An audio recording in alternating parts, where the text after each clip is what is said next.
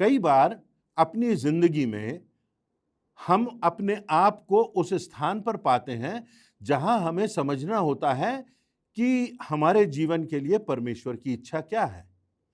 यदि परमेश्वर ने हमको बनाया है, जो कि सही बात है, परमेश्वर ने हमको जीवन दिया है, जीवन जीवन के ही द्वारा आता है, जिंदगी देने वाला परमेश्वर है। परमेश्वर ने हमको एक उद्देश्य के तहत इस संसार में भेजा है, तो हमको परमेश्वर की इच्छा पूरा करना है। पर हम ये कैसे जानेंगे कि हमारी जिंदगी में परमेश्वर की इच्छा क्या है? कई बार हमें अपने जीवन में प्रश्न करना होते हैं। लगभग हर दिन हमारे सामने बहुत से सवाल उठ खड़े होते हैं और हमें निर्णय करना पड़ता है। हम सही निर्णय करना चाहते हैं और सही निर्णय करने के लिए हमारे मन में ये जिज्ञासा होती है कि हमारी जिंदगी में इस निर्णय के लिए, जबकि हम इस दोराहे पर खड़े हुए हैं, तो परमेश्वर की इच्छा क्या है? हमको किस दिशा में जाना है? हमें अपनी जिंदगी में क्या करना है? हमें कहाँ अध्ययन करना है? हमें किससे विवाह करना है? हमें कहाँ रहना है? हमें कहाँ अपना जीवन यापन करना है? इन सब बातों में हम ढूंढते हैं कि परमेश्वर की इच्छा क्या है। और कई बार दुनियावी बातों को सुनकर, सांसारिक बातों को सुनकर हम भ्रमित भी हो जाते हैं और हमें समझ में नहीं आता कि सही निर्णय कैसे करें। परमेश्वर की इच्छा को जानना हमारे लिए प्रमुख है। इफिसियों के 5वें अध्याय की 15वीं से 17वीं आयतों में लिखा है, इसलिए ध्यान से देखो कि कैसी चाल चलते हो, निर्बुद्धियों के समान नहीं परंतु बुद्धिमानों के समान जीवन यापन करो। ध्यान से समझो कि प्रभु की इच्छा क्या है। प्रभु यीशु मसीह के विषय में लिखा है, जब प्रभु यीशु मसीह क्रूस उठा करके जा रहे थे, तो क्योंकि प्रभु यीशु मसीह संपूर्ण मानव थे और उनमें संपूर्ण परमेश्वरत्व था, उन्हें पीड़ा उठाना पड़ी, उनको कठिनाई हुई। एक स्थान पर वर्णन है कि वो गिर पड़े और तब वहां वो प्रार्थना करते हैं कि पिता, हो सके तो ये कटोरा मुझसे टल जाए, ये जो सामने जो रास्ता है, सामने जो क्रूस है, वो मुझसे टल जाए, परंतु मेरी नहीं तेरी इच्छा पूरी हो। प्रभु यीशु मसीह स्वयं अपने प्रमुख उपदेश में कहते हैं, जो मुझसे हे प्रभु कहता है, उनमें से हर एक स्वर्ग के राज्य में प्रवेश ना करेगा, परंतु वही जो मेरे स्वर्गीय पिता की इच्छा पर चलता है। तो इस जीवन के लिए भी परमेश्वर की इच्छा जानना जरूरी है, और हम अनंत जीवन में प्रवेश करें, स्वर्गीय जीवन में प्रवेश करें, इसके लिए भी अवश्य है कि हम परमेश्वर की इच्छा पर चलें और उसे पूरा करें। कठिन होता है कई बार हमको परमेश्वर की इच्छा को जानना। मेरे पिता के एक मित्र थे और जब ऐसे दोराहे पर वो आते थे कि उन्हें निर्णय करना होता था, कहीं से बुलावा आया, जाएं कि ना जाएं, वो हमेशा कहते थे कि मैं चिट्ठियां डाल लेता हूं, 2 लॉट्स डाल देता हूं, एक उठा लेता हूं, यदि हाँ होता है तो चला जाता हूं, ना होता है तो नहीं जाता हूं, और लॉट्स में से उठाने के पहले मैं प्रार्थना करता हूं। और इस बात का आधार वो बताते थे, प्रेरितों के काम नामक पुस्तक उसके पहले अध्याय में वर्णन है कि जब उन्हें अर्थात चेलों को यूसुफ और मत्तियाह में से एक सेवक को चुनना था, तो उन्होंने चिट्ठियां डाली, और जब उन्होंने एक चिट्ठी उठाई तो वो मत्तियाह के नाम आई और मत्तियाह चेला बन गया। जीवन में कई बार ऐसे समय हमको फेस करना पड़ते हैं। हम प्रश्न करते हैं किस दिशा में जाएं, क्या होगी परमेश्वर की इच्छा, हमारा विवाह किससे हो, हमको कौन सा काम करना है। कई बार छोटी छोटी बातों में भी हम परमेश्वर की इच्छा जानना चाहते हैं। अगर हमको कोई वाहन खरीदना है तो क्या ये उचित निर्णय होगा, परिवार में कितने हमारे संतान होना चाहिए, हमको आगे स्पष्ट मार्गदर्शन मिल सके। बहुत से निर्णय हमको करना होते हैं, और इस बात के लिए कि परमेश्वर की इच्छा क्या है, हमको बहुत स्पष्ट रूप से परमेश्वर का वचन बताता है।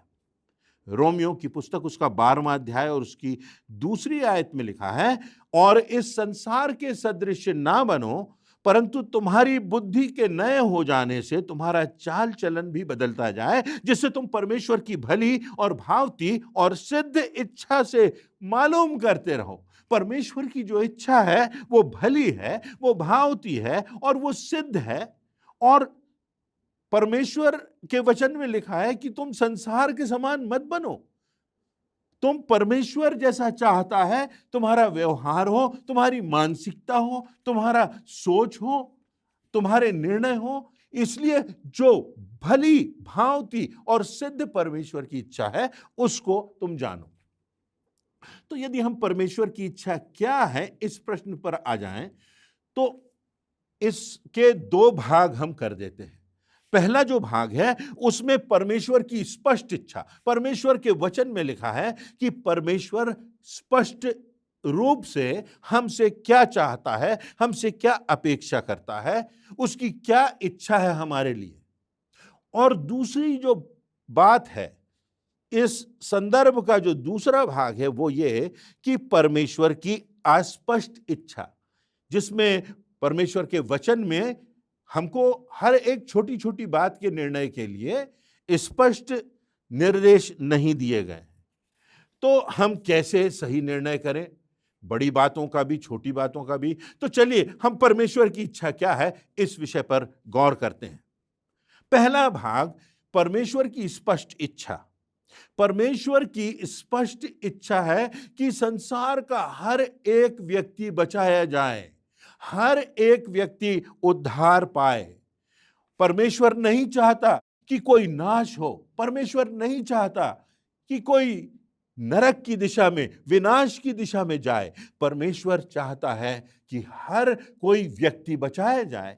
कोई व्यक्ति होता है तो उसका शरीर भी होता है, उसमें आत्मा भी होती है। शरीर कुछ समय का होता है, आत्मा हमेशा के लिए होती है। हमारी आत्मा बचाई जा सके, हमारे उद्धार का यही अर्थ होता है।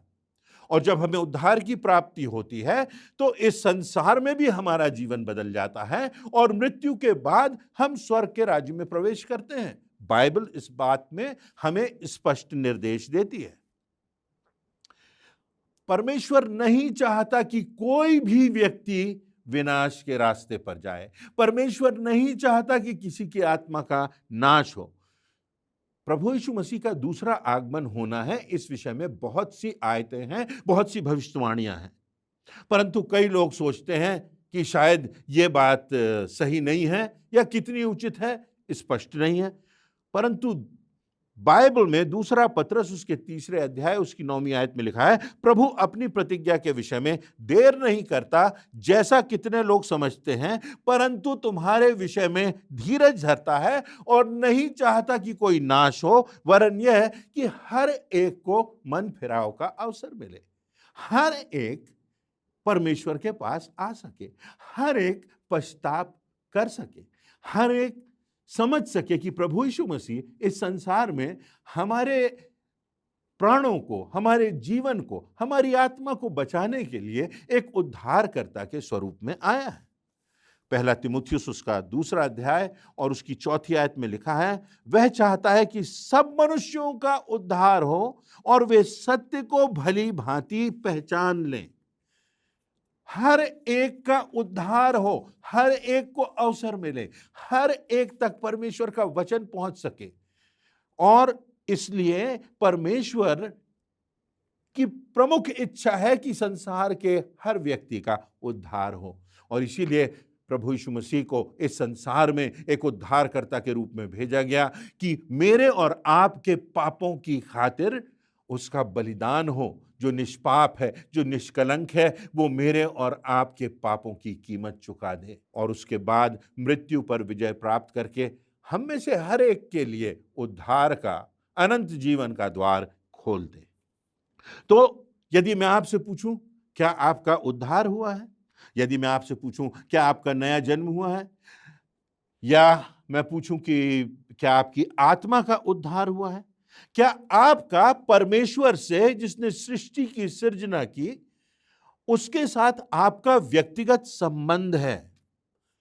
यदि हां में उत्तर है तो बहुत अच्छी बात है, और यदि नहीं में उत्तर है, तो आज परमेश्वर हमको अवसर देता है कि हम परमेश्वर के सत्य को समझें, उसके मार्ग को समझें, उसके द्वारा जो हमको अनंत जीवन का दान प्रभु यीशु मसीह के बलिदान के द्वारा दिया गया, हम उस बात को समझ सकें। यदि टेलीविजन है और उसका कनेक्शन पावर से नहीं है, इलेक्ट्रिसिटी से नहीं है, तो चाहे टेलीविजन कितना भी महंगा हो, चाहे कितनी भी अद्भुत तकनीक का बना हो, चाहे कितनी भी ऊंचे से ऊंची कंपनी का बना हो, परंतु अगर उसका कनेक्शन, अगर उसका संबंध इलेक्ट्रिसिटी से नहीं है, तो वो कोई कार्य का नहीं है।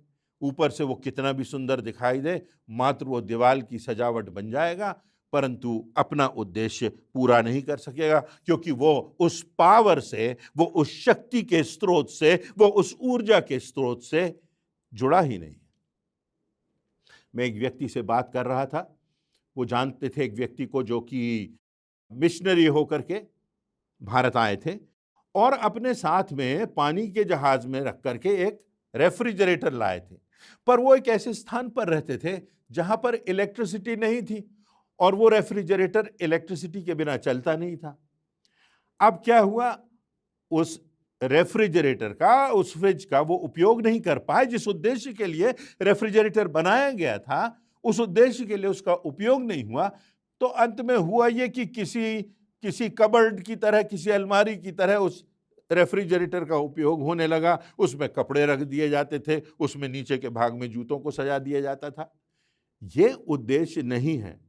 अगर हमारा संबंध ही परमेश्वर से नहीं है, अगर हमारा व्यक्तिगत संबंध ही परमेश्वर से नहीं है, तो हम अपनी जिंदगी के उद्देश्य को पूरा नहीं कर सकते। कैसे हम अपनी जिंदगी के उद्देश्य को पूरा करेंगे?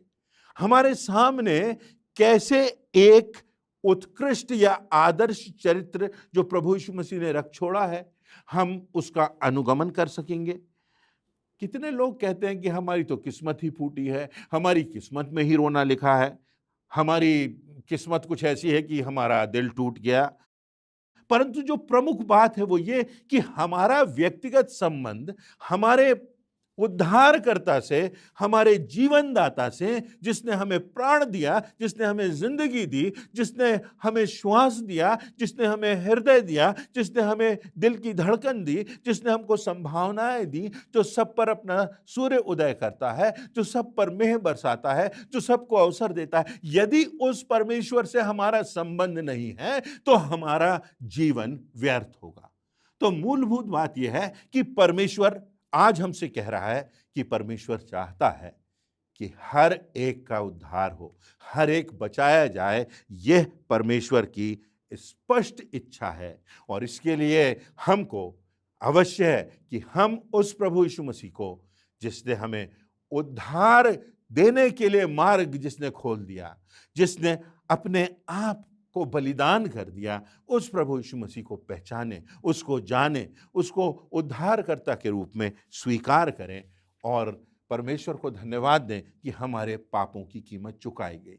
तो पहली बात, परमेश्वर की इच्छा है कि संसार का हर एक व्यक्ति बचाया जाए। क्या आप बचाए गए हैं? यदि आप बचाए गए हैं तो दूसरों को भी बचाना है। यदि आप कैंसर से मुक्त हुए हैं और आपके पास मुफ्त में बहुत सारी कैंसर की दवा है और जितनी ये दवा आप देंगे उतनी दवा आपको और मिल जाएगी, तो क्या आप अपने प्रियों को, अपने मित्रों को वो दवा नहीं देंगे? क्या आप नहीं चाहेंगे कि वो उस बीमारी से छुटकारा पाएं? पाप की बीमारी कैंसर से भी भयानक है, जो हमारी आत्मा का विनाश करती है। और इसलिए यदि हम बचाए गए हैं तो हमारा उद्देश्य होना चाहिए कि हम दूसरों को बचाएं, क्योंकि यही परमेश्वर की प्रमुख इच्छा है। दूसरी इच्छा परमेश्वर की, वो ये चाहता है कि हमारी जिंदगी में पवित्रता हो।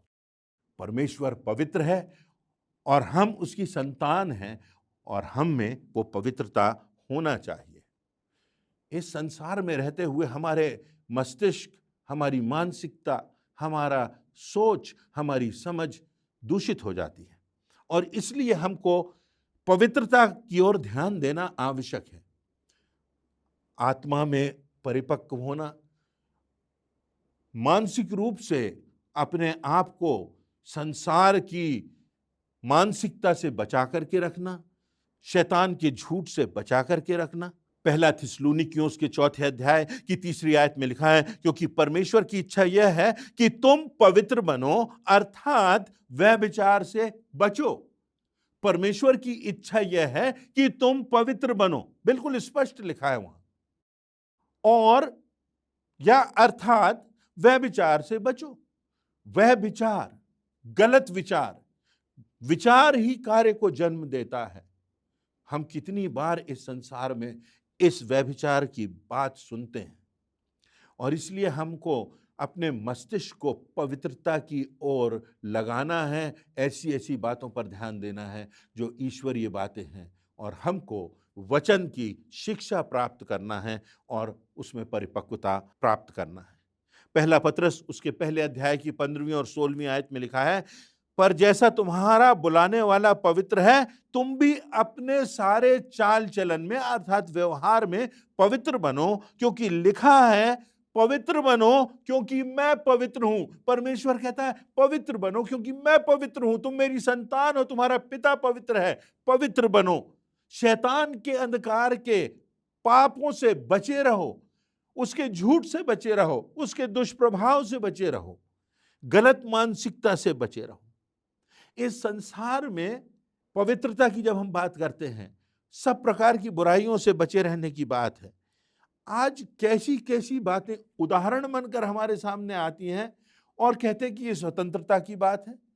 आज पुरुष का पुरुष से विवाह हो रहा है, स्त्री का स्त्री से विवाह हो रहा है। क्या परमेश्वर ने हमको ऐसा बनाया? परमेश्वर ने विवाह की स्थापना इस प्रकार से की? परमेश्वर ने आदम और हवा को इसीलिए बनाया? नहीं, परमेश्वर ने विवाह की स्थापना की एक पुरुष और एक स्त्री को मिला करके। तो जब इन सब बातों की, होमोसेक्सुअलिटी की बात आती है, सेम सेक्स मैरिज की बात आती है, ये सब गलत विचार हैं।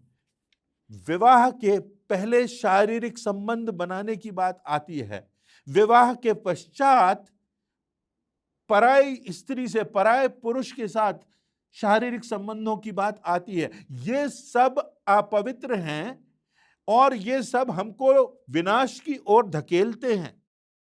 मत्ती 5:27-28 प्रभु यीशु मसीह का पहला उपदेश, प्रभु यीशु मसीह का प्राथमिक संदेश, और वो कहते हैं तुम सुन चुके हो कि कहा गया था व्यभिचार ना करना, पर मैं तुमसे कहता हूं कि जो कोई किसी स्त्री पर कुदृष्टि डाले वह अपने मन में उससे व्यभिचार कर चुका।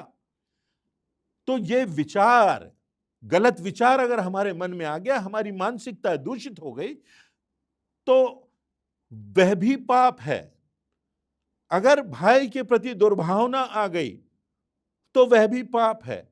हमारे हृदय की जो भावना है, हमारे मन के जो निर्णय हैं, हमारा मन किस ओर लगा हुआ है।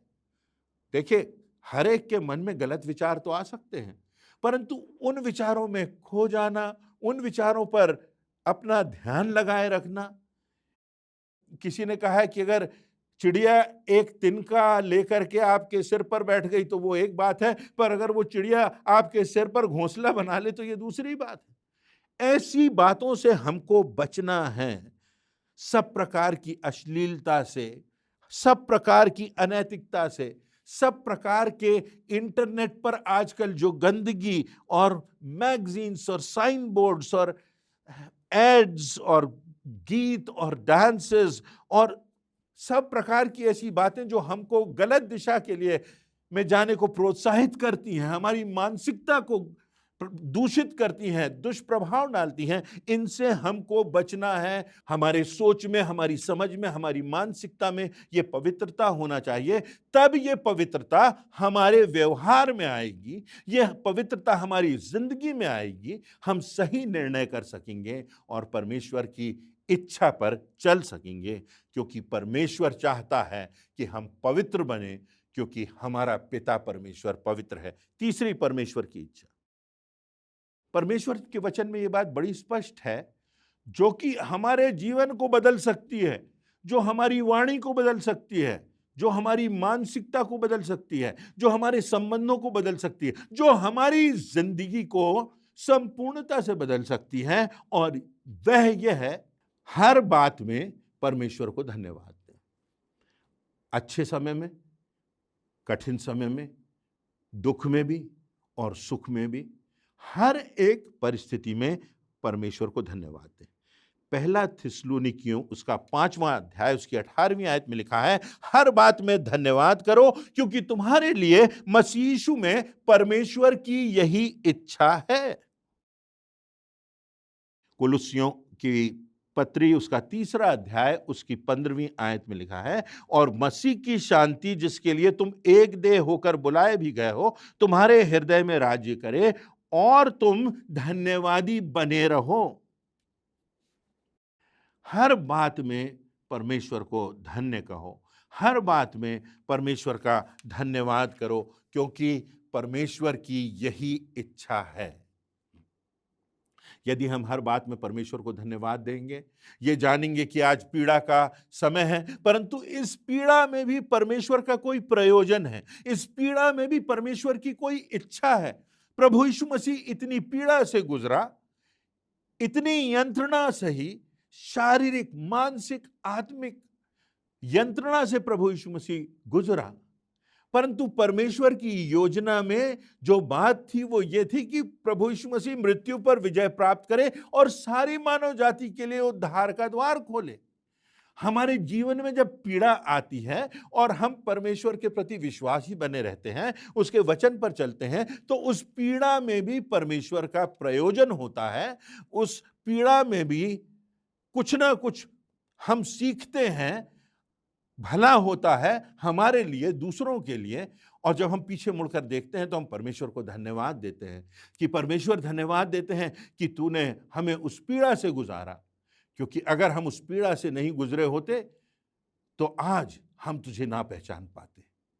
कितने लोग हैं जो कि लेप्रेसी होम्स में जाते हैं, जिनको कुष्ठ रोग हो गया है।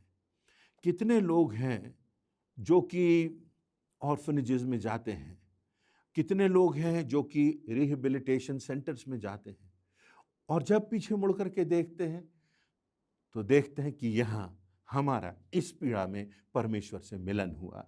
इस पीड़ा में हम परमेश्वर को पहचान सके, इस पीड़ा में हम परमेश्वर की निकटता में आ सके, इस पीड़ा में हम घुटनों पर जा सके, इस पीड़ा में हम प्रभु यीशु मसीह की पीड़ा का कुछ हद तक अनुभव कर सके। इस पीड़ा में हमारा मिलन परमेश्वर से हो गया।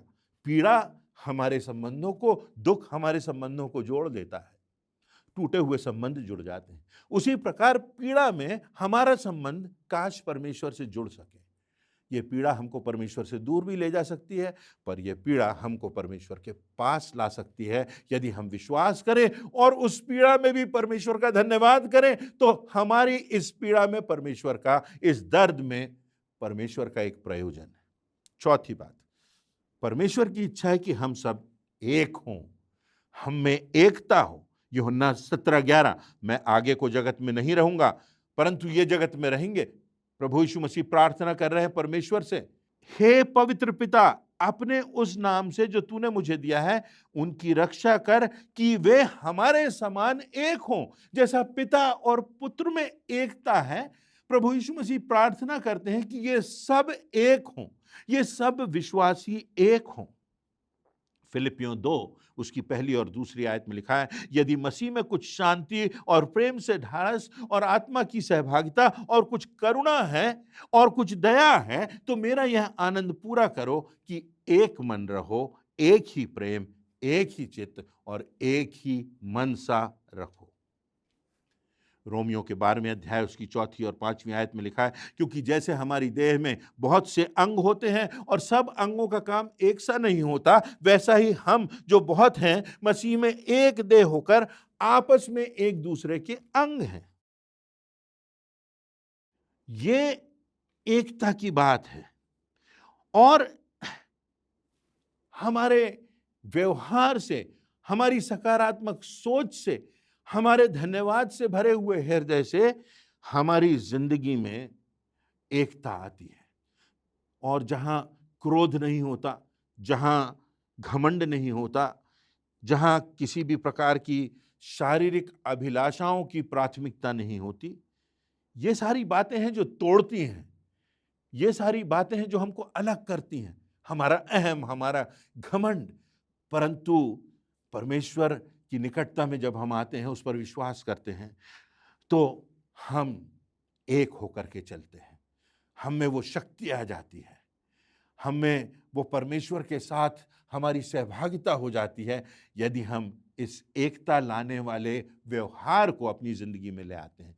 क्या आपके व्यवहार से, क्या आपकी वाणी से, क्या आपके सोच से, क्या आपकी समझ से, क्या आपके शब्दों से एकता आती है या विभाजन होता है? हम जोड़ते हैं या तोड़ते हैं? इस बात को हमें समझना है। हर एक व्यक्ति में दोनों स्वभाव होते हैं, अच्छा भी होता है, बुरा भी होता है, प्रेम का भी होता है, क्रोध का भी होता है, लोभ का भी होता है, त्याग का भी होता है।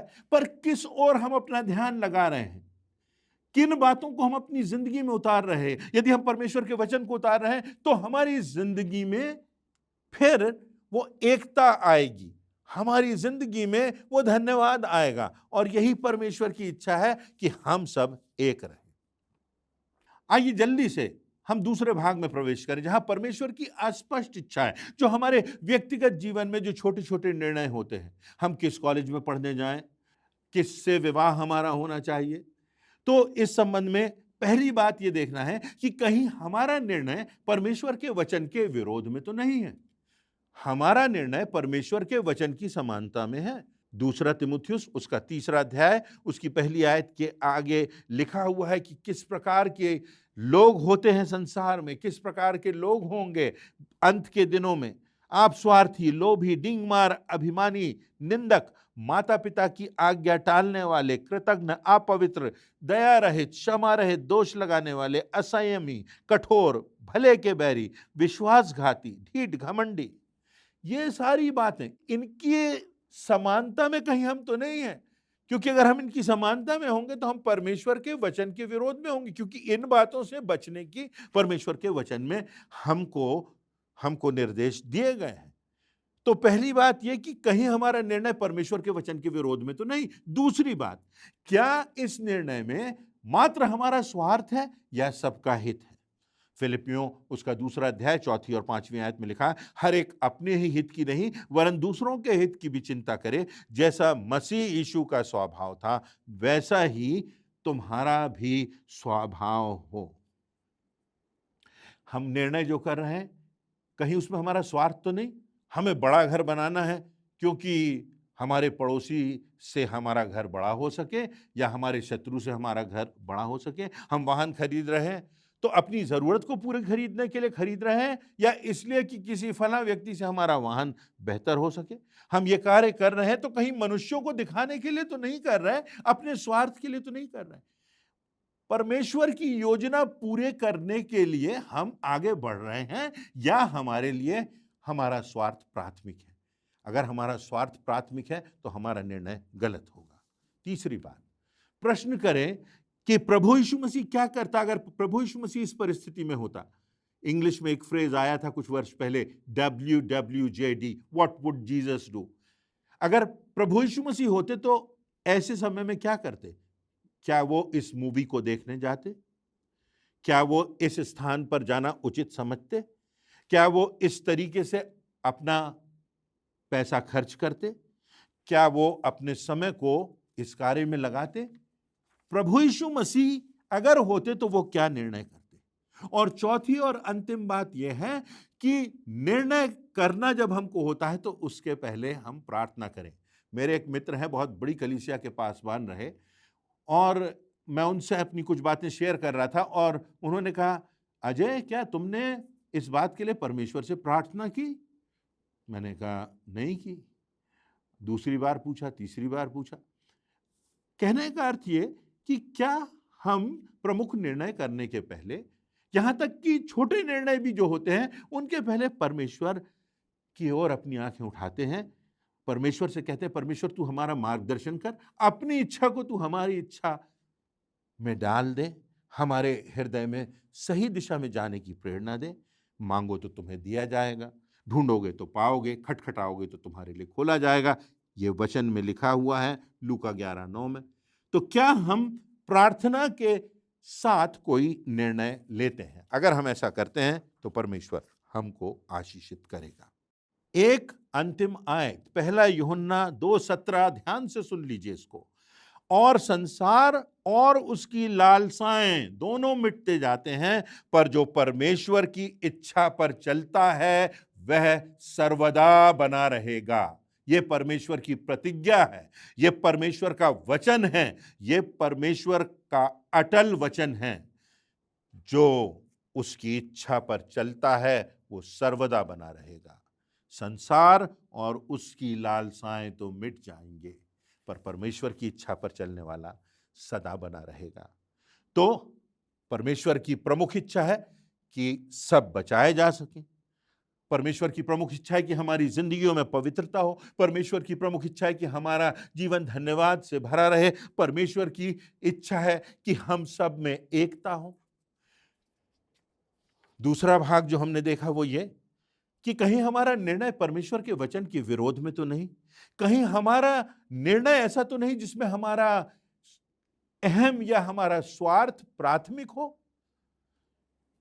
तीसरी बात, क्या प्रभु यीशु मसीह इस स्थान पर होते तो क्या करते?